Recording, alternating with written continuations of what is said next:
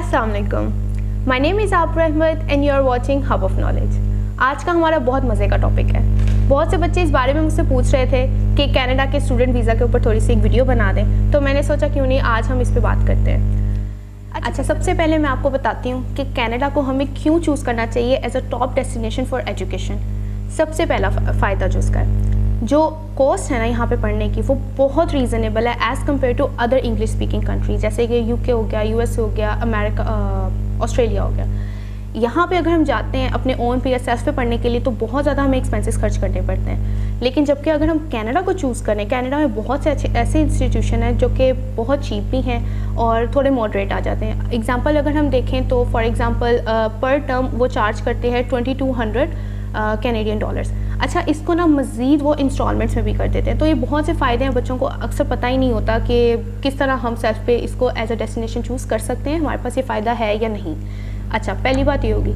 दूसरी most important बात, post graduate work permit. जब आप कनाडा में अपनी एजुकेशन कंप्लीट कर लेते हैं, मास्टर नॉर्मली फॉर एग्जांपल 2 साल का आपने कंप्लीट कर लिया, उसके बाद सबसे मेन बेनिफिट ये होता है कि 3 साल का वो आपको पोस्ट ग्रेजुएट वर्क परमिट देते हैं। अब उसका क्या फ़ायदा या इसका क्या मतलब है? इसका मतलब ये है कि जब आपने डिग्री कंप्लीट कर ली, अब चाहे उस फील्ड से रिलेटेड आपके पास जॉब ऑफर हो या ना हो, ये रिक्वायरमेंट नहीं है। चाहे उस फील्ड से रिलेटेड जॉब ऑफर आपको मिले या ना मिले, उन्होंने आपको 3 साल का पोस्ट ग्रेजुएट वर्क परमिट देना ही देना है। तो ये कितना बड़ा बेनिफिट है। अच्छा, बहुत से मुल्कों में क्या होता है, जैसे जर्मनी हो गया, स्पेन हो गया, ऑस्ट्रेलिया हो गया, यहाँ पे जब आप अपनी डिग्री कंप्लीट करते हैं ना, उसके बाद जब आपने अपना वर्क परमिट लेना होता है, आपको बहुत सी थोड़ी सी हैसल से गुजरना पड़ता है। लेकिन अगर आप कनाडा में अपनी डिग्री कंप्लीट करते हैं तो फिर आपको पोस्ट ग्रेजुएट वर्क परमिट मिल जाता है और बहुत ईजीली मिल जाता है। अच्छा, और इसका ना एक और बहुत बड़ा बेनिफिट, जब आपने अपनी डिग्री कंप्लीट कर ली, आपने अपना थीसिस सबमिट करवा दिया, उसके बाद आप कंप्लीटली और इंटायरली एलिजिबल होते हो परमानेंट रेजिडेंसी अप्लाई करने के लिए। बहुत से बच्चे, जाहिर है मोस्टली बच्चों का तो यही मोटिव होता है कि वहाँ पे जाएं, कनाडा में जाकर परमानेंट रेजिडेंसी लेके सेटल हो जाएं। तो अगर आप कनाडा को एज ए डेस्टिनेशन चूज़ करते हैं अपनी पोस्ट ग्रेजुएट स्टडीज़ के लिए, तो फिर आई थिंक ये बहुत बड़ा अच्छा अपॉर्चुनिटी है आपके लिए, क्योंकि आपको एक तो पोस्ट ग्रेजुएट वर्क परमिट मिल गया, दूसरा ये आपके पास अपॉर्चुनिटी है कि आप परमिट के लिए, अपने रेजिडेंस परमिट के लिए भी एप्लीकेशन दे सकते हैं। क्योंकि आगे जितनी उनकी एक्सप्रेस एंट्री की कैटेगरीज आ जाती हैं, आप चाहे उनका प्रोविजनल नॉमिनी प्रोग्राम हो गया या फेडरल स्किल वर्कर प्रोग्राम हो गया, इसके अलावा उनका अटलांटिक नॉमिनेशन प्रोग्राम, ये जितने हैं ना, इन सब में आप एलिजिबल होते हो और बहुत ईजिली आप अप्लाई कर सकते हो। क्योंकि आपने कनाडा में भी एजुकेशन ली होती है तो आपके पॉइंट्स ज़्यादा हो जाते हैं। अब हम बात करते हैं स्टूडेंट डायरेक्ट स्ट्रीम की। अब ये जो कैटेगरी है, ये कैनेडियन एम्बेसी ने इंट्रोड्यूस कराई थी 2018 में, लेकिन उसमें जो मुल्क उन्होंने रखे थे वो थे चाइना, वियतनाम और इंडिया। लेकिन पाकिस्तान को उन्होंने ऐड नहीं किया था until last year fortunately Pakistan को भी उन्होंने स्टूडेंट डायरेक्ट स्ट्रीम में ऐड कर लिया है। अच्छा, उससे पहले क्या होता था कि जो नॉर्मल उनका नॉन STS कह लें, जो वीज़ा अप्लाई करने का तरीका था, उसमें वेटिंग टाइम कम से कम भी 3 से 4 महीने लगते थे स्टूडेंट्स को। बहुत मिनिमम भी कर लें 2 से 3 महीने लगते ही थे वीज़े का जवाब आने में। लेकिन इसका फ़ायदा, सबसे जो मेन फ़ायदा है ना, वो ये है कि 20 डेज़ के अंदर अंदर बच्चों को वीज़ा मिल जाता है अगर आप सारी उनकी रिक्वायरमेंट्स पूरी कर रहे हैं। अच्छा, अब अनफॉर्चुनेटली हमारे यहाँ पाकिस्तान में बहुत से ऐसे, इवन कंसल्टेंट्स को ले रहे हैं, बहुत से ऐसे लोग हैं जिन्हें आइडिया ही नहीं है, जिन्हें पता ही नहीं है SDS की जो मेन रिक्वायरमेंट्स हैं उनको हमने किस तरह से पूरा करना है। और मतलब इनडायरेक्टली अभी उन्हें SDS के नाम का पता ही नहीं है, उन्हें कितनी चीज़ों को वो लैक करते हैं, उन्हें आइडिया नहीं होता। इसलिए मैंने सोचा कि चलो इस वीडियो को बना देती हूँ, क्योंकि रिसेंटली मैंने SDS में अप्लाई किया, तो अपना एक्सपीरियंस भी आपके साथ शेयर करती हूँ।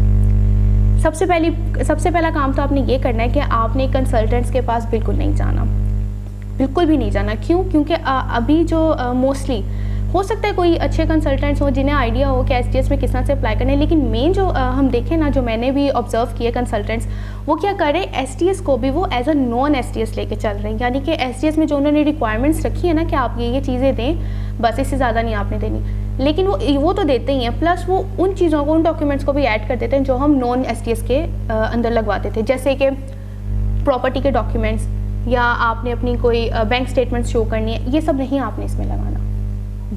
जो STS स्टूडेंट वीज़ा कैटेगरी है, सिर्फ आपको 3 मेन चीज़ें चाहिए। सबसे पहला, IELTS जो आपका 6 बैंड से कम ना हो। दूसरी चीज़, आपने GIC खरीदना है। GIC क्या है? गारंटीड इन्वेस्टमेंट सर्टिफिकेट, जो कि आपने अगर मास्टर के लिए जा रहे हैं 1 साल का होता है वो, और आपने खरीदना है $10,000 का। मैं आपको थोड़ा सा और एक्सप्लेन कर देती हूँ। जब पहले हम जाते थे कनाडा जाना चाह रहे थे और उसके वीज़े के लिए हमने अप्लाई करना था, तो 35 लाख या 40 लाख की हमें बैंक स्टेटमेंट शो करानी पड़ती थी। लेकिन जो ST की कैटेगरी है ये वाली, इसमें हमने ऐसा कुछ शो नहीं कराना। ये बहुत आसानी उन्होंने कर दी है बच्चों के लिए। कोई 35 लाख, 40 लाख, 50 लाख नहीं शो कराने हमने।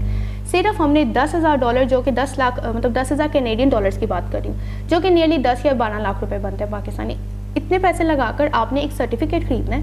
ये ब्लॉक अकाउंट की तरह होता है, पूरे साल के लिए आपके पास ये होगा और उसी में से आपको जब आप वहाँ चले जाएंगे उसी में से आपको पैसे मिलते रहेंगे अपने मंथली खर्च करने के लिए।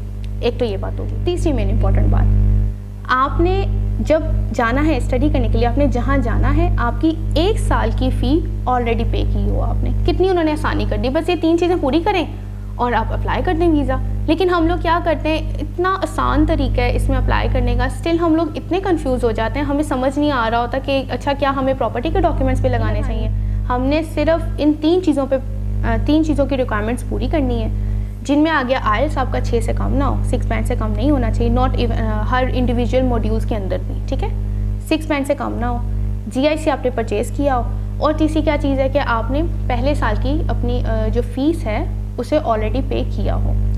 अब ये 3 नॉर्मल सी बातें। इसके अलावा जो इसमें अप्लाई करने के लिए जो फॉर्म्स हैं वो तो आपको ऑनलाइन मिल जाते हैं, मैं आपको उनके बारे में नाम बता देती हूँ। Family information form, IMI 525-7P1, application for temporary residence visa, application for study permit made outside of Canada अगर आप बाहर से अप्लाई कर रहे हैं। ये फॉर्म्स आपको इजीली ऑनलाइन मिल जाते हैं, कैनेडा गवर्नमेंट की अपनी वेबसाइट से भी मिल जाएंगे, और कुछ उन्होंने फॉरम्स बनाए हुए हैं उन पर भी मिल जाते हैं। इसके अलावा अगर आप क्यूबेक प्रोविंस में जा रहे हैं पढ़ने के लिए, तो उसके लिए आपको क्या चाहिए होता है, उनका अपना सर्टिफिकेट, वो आपको एडिशन लगाना पड़ता है, लेकिन सिर्फ उन लोगों के लिए जो क्यूबेक प्रोविंस में जा रहे हैं। अब मैं आपको बताती हूँ कि हमने GIC किस तरह से परचेज़ करना है पाकिस्तान में रहते हुए, क्योंकि बहुत से बच्चे यहीं पर आकर स्टक हो जाते हैं और फिर उन्हें समझ नहीं आता कि वो किन से हेल्प लें, और बहुत से ऐसे हालांकि फोरम्स और ऐसे ग्रुप्स बने हुए हैं जिनके अंदर लोग बहुत हेल्पिंग होते हैं, but still they get a lot confuse. तो मैं आपको थोड़ी सी इसमें गाइडेंस दे देती हूँ। सबसे पहला आपने क्या काम करना है, आपने मेक श्योर करना है कि जो आपके पेरेंट्स हैं उनका NTN नंबर बनाओ। NTN नंबर क्या है, नेशनल टैक्स फाइलर वो हो जो इजीली ऑनलाइन वो अपना फ़ाइल कर सकते हैं। ऑनलाइन पाकिस्तानी गवर्नमेंट की वेबसाइट पे जाएं और वहाँ पे देखें NTN फाइल करने का तरीका। खुद नहीं कर सकते तो कुछ लॉयर्स हैं उनके थ्रू आप करवा लें, 2 दिन लगते हैं, आपका स्टेटस एक्टिव हो जाता है। पहला काम तो आपने ये कर लिया। अब जब उनका NTN नंबर मिल जाएगा, क्यों बनवाना है आपने, क्योंकि आपने अपने साथ अपने पेरेंट्स के साथ मिल करना एक जॉइंट अकाउंट खुलवाना है एक बैंक के अंदर, और जॉइंट अकाउंट आपने खुलवाना है फॉरेन करेंसी का, क्योंकि आपने पैसे यहाँ से बाहर कनाडा में भेजने हैं। अब कनाडा में आपने कहाँ पैसे भेजने हैं, बहुत लंबी लिस्ट है बैंक्स की, 2-4 उन्होंने अच्छे बैंक्स बताए हुए हैं जो आपको GIC प्रोवाइड करते हैं। जो मेरा पर्सनल एक्सपीरियंस है वो है स्कोशिया बैंक का। आपने क्या करना है, ऑनलाइन जाना है स्कोशिया बैंक की वेबसाइट पर, स्कोशिया बैंक आपने टाइप करना है GIC के लिए, वहाँ पे उनका प्रॉपर प्रोसीजर आ जाएगा।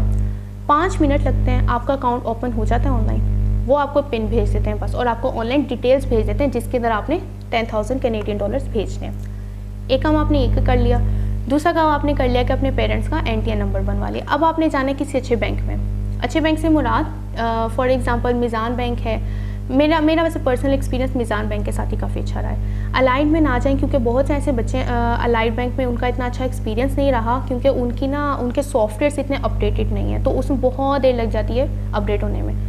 मिज़ान बैंक में जाएं, वहाँ जाके उनसे कहें कि भाई हमने फ़ॉरेन करेंसी अकाउंट खुलवाना है अपने पेरेंट्स के साथ। खुद नहीं आपने NTN नंबर लेना, क्योंकि आप स्टूडेंट हैं, और अगर जो पाकिस्तानी गवर्नमेंट क्रॉस चेक करें तो वो, क्योंकि ज़्यादा आपने NTN नंबर शो इसलिए कराना होता है कि अगर $10,000 इट्स अ बिग अमाउंट, आप ये पैसे कहाँ से आए, तो पेरेंट्स से शो कर सकते हैं क्योंकि उन्होंने जॉब की हुई थी।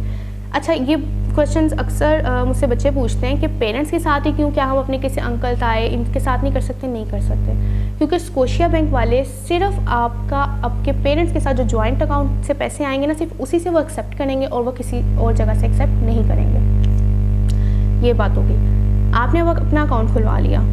अब उसके बाद आपने क्या करना है, 1 दिन में वो अकाउंट एक्टिव हो जाएगा, 2 दिन लग जाएंगे ज़्यादा से ज़्यादा। फिर आपने 10,000 जो कैनेडियन डॉलर हैं उसके इक्विवेलेंट जितने USD बनेंगे अमेरिकन डॉलर्स, वो आपने लेकर जाने हैं। आपने बैंक में कहना है ये आप सबमिट करवा दें। वो सबमिट कर देंगे आपके अकाउंट के अंदर, स्टेटस आपका 2 दिन में एक्टिव हो जाता है। उसके बाद सिंपली मिज़ान बैंक के साथ तो मेरा इतना अच्छा एक्सपीरियंस है कि विद इन 2 डेज़ उन्होंने यहाँ से पाकिस्तान से स्कोशिया बैंक में पैसे भी भेज दिए थे और स्टेटस भी एक्टिव हो गया था। तो आपने बाद में उनको इक्विवेलेंट पैसे दिए। अच्छा, 10,000 कैनेडियन डॉलर्स, डोंट मेक, ये मत कीजिएगा कि 10,000 ही आपने, क्योंकि 300 या 200 तो स्कोशिया बैंक की अपनी फ़ीस होती है और 200 आप ऊपर रखें सेफ साइड पर। सो मेक श्योर कि 10,500 कैनेडियन डॉलर्स के इक्विवेलेंट USD आप उनको दे रहे, वो सबमिट करवाएं। वो आगे से आपके स्कोशिया बैंक अकाउंट्स की आप डिटेल दें जो आपने ऑनलाइन खोला था, ऑनलाइन इंटरनेट पे जाके आपने खुद खोला था स्कोशिया बैंक का अकाउंट। ठीक है, आपने ये कर दिया। उसके बाद क्या करना है, उन्होंने आगे आपके पैसे ट्रांसफ़र कर देने स्कोशिया बैंक में। 2 दिन लगते हैं और पैसे पहुंच जाते हैं। मज़ीद आगे वो जो स्कोशिया बैंक वाले हैं वो 2 दिन लेते हैं और आपकी GIC आपके हाथ में होती है। अब हम बात करते हैं अपफ्रंट मेडिकल की, क्योंकि STS वीज़े में अप्लाई करने के लिए आपकी दूसरी जो मेन रिक्वायरमेंट है वो ये है कि आपका मेडिकल टेस्ट पहले से हुआ हो। अब वो आप किस तरह से करते थे, मैं आपको ईमेल मेंशन कर देती हूँ। आप एड्रेस पे आपने ईमेल करनी है कि आपको अपॉइंटमेंट चाहिए अपफ्रंट मेडिकल के लिए और आपका क्या केस बनता है स्टूडेंट डायरेक्ट स्ट्रीम का, STS का। सीधी सी बात है, आपने बस इतना सा लिखना है। वो आपको डेट से देंगे, विद इन अ वीक आपको अपॉइंटमेंट मिल जाती है। आपको जिस दिन आपकी अपॉइंटमेंट है उस दिन आपने सुबह उठना है, आपने जाना है। 4 से 5 घंटे लगते हैं, वो आपके डिफरेंट टेस्ट करते हैं और उसी दिन वो आपको वापसी पे एक पेपर दे देते हैं। मेक श्योर आपने वो पेपर लाना है और वही पेपर आपने अपलोड कर देना है बस। यानी कि ये 1 दिन का काम है, इससे ज़्यादा आपका कोई काम नहीं है कि आपने 3 दिन इंतज़ार करना है मेडिकल रिपोर्ट आएगी या क्या करना है। जब आपकी मेडिकल रिपोर्ट आ जाएगी तो जिन्होंने किया है आपका टेस्ट वो खुद ही आगे एम्बेसी में आपकी रिपोर्ट पहुँचा देंगे। आपने क्या अपलोड करना है, जो उन्होंने आपको डॉक्यूमेंट दिया होगा। ये आपका मेडिकल का काम हो गया। आपने IELTS कर लिया, GIC कर लिया, आपका मेडिकल हो गया। फिर इंपॉर्टेंट चीज़ आती है पुलिस क्लियरेंस सर्टिफिकेट की। वो आपको कैसे मिलेगा, आपने जो पुलिस का खिदमत मरकज़ होता है वहाँ जाएँ, वो आपसे थोड़ी बहुत डिटेल्स लेंगे बस, और फिर आपको कहेंगे ठीक है आपके घर में पोस्ट होके आ जाएगा लेटर। आप घर आएंगे। बाज़ औक़ात क्या होता है कि वेरिफिकेशन के लिए या तो पुलिस से आपको कॉल आ जाती है, आपका एड्रेस वेरीफाई उन्होंने करना होता है, या वो खुद आके घर में आपको देख लेते हैं कि आप ये जो एड्रेस आपने मेंशन किया है वो आपका ही है। बस इतनी सी बात है। ये चंद चीज़ें आपने पूरी करनी होती हैं and then you are good to go. इसके अलावा आपको कुछ भी नहीं चाहिए STS में अप्लाई करने के लिए। अब बात करते हैं फैमिली रजिस्ट्रेशन सर्टिफिकेट्स की। अगर आप मैरिड हैं या अगर आप मैरिड नहीं भी हैं, आपको FRC चाहिए। अगर आप मैरिड हैं तो आपको 2 FRC बनवाने पड़ते हैं, एक अपनी वाइफ या हस्बैंड के साथ, एक अपने फैमिली के साथ, बहन भाइयों के साथ। ये भी आपको चाहिए होता है क्योंकि आपने ये अपलोड करना होता है।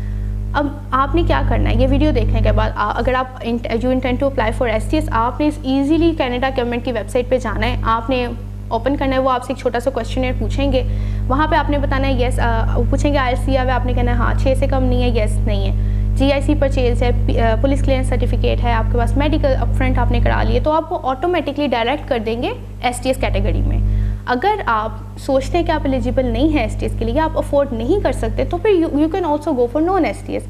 फिर उसका दूसरा तरीका I try to cover that way in another video, लेकिन ये वीडियो मेनली उन लोगों के लिए है जो STS कैटेगरी में अप्लाई करना चाह रहे हैं। एंड आई रियली होप कि आपको मेरी इस वीडियो से बहुत सी चीज़ें सीखने को मिली होंगी। इसके अलावा अगर आपकी कोई भी कन्फ्यूजन है या कोई भी क्वेश्चन है then feel free to comment below, और मैं कोशिश करूँगी कि उन सब क्वेश्चंस का आंसर आपको ज़रूर दूँ अगली वीडियोज़ में।